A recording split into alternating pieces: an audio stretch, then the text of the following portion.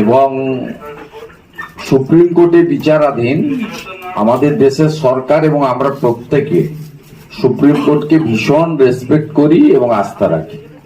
Naturally supreme কোর্টের ভার্ডিক্টের উপরেই wait করুন। বেঙ্গলে যেটা হয় সেটা তো ধুলিয়ান শামশেরগঞ্জে হরগোবিন্দ দাস চন্দন দাসকে খুন করা বা মোথাবাড়ি থেকে শুরু করে গোটা রাজ্যের বিভিন্ন জায়গায় যেটা হয়েছে সেটা তো কার্যত আমি যেটা বলেছি দুটো ওয়ার্ড, একটা ভোট ব্যাংক, একটা অ্যাপিচমেন্ট।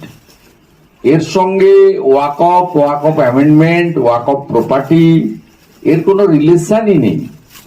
এবং বরাবরই এই রাজ্যের শাসক, এটা তো তৃণমূল কংগ্রেস এবং নৌশাদ সিদ্দিকীরা কে কতটা মুসলিমদের কাছে দরদি হতে চায় তার একটা প্রতিযোগিতা মাত্র। এটা বাস্তবে তো গ্রাউন্ড রিয়েলিটি কিছু নেই। কারণ তৃণমূল কংগ্রেসের যারা এখানে বাজার গরম করেন সেখানে ভোটদানে ওদের এমপিরা থাকে না। জগদীশ বসু বা সোনিয়া, দীপক অধিকারী, শতাব্দী রায় তো ভোটদানেই ছিল না। ন্যাচারালি এগুলো সবই অ্যাপিজমেন্ট, মানে তুষ্টিকরণ। আমি তোমাদের আর ভোট ব্যাংক, তোমরা দল বেঁধে 100 জনের মধ্যে 99 জন আমাকে ভোট দাও, আমি ক্ষমতায় থাকবো, চুরি করব। This is the only agenda. এবং এখানকার মুখ্যমন্ত্রী এত মিথ্যে কথা বলেন, এটা উনার আজকে নয়, 2019 সাল থেকে আমরা দেখেছি। উনি তখন সিএ যখন এলো, ও তার সিটিজেনশিপ অ্যামেন্ডমেন্ট অ্যাক্টকে এনআরসি বলে চালালো। ঠিক এখনো এসআইআর কে তিনি এনআরসি বলে চালাতে চাইছেন।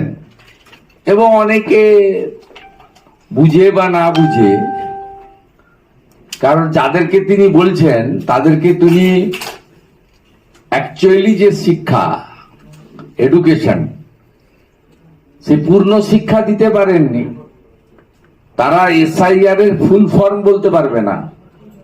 তাদেরকে যদি আপনি প্রশ্ন করেন সিএ এর ফুল ফর্ম কি, বিটান অধিকারী স্ত্রী সিএ এর সার্টিফিকেট পেল এবং 19-এ আইন, 24-এ রুল, এক্সিকিউশন হয়ে গেল।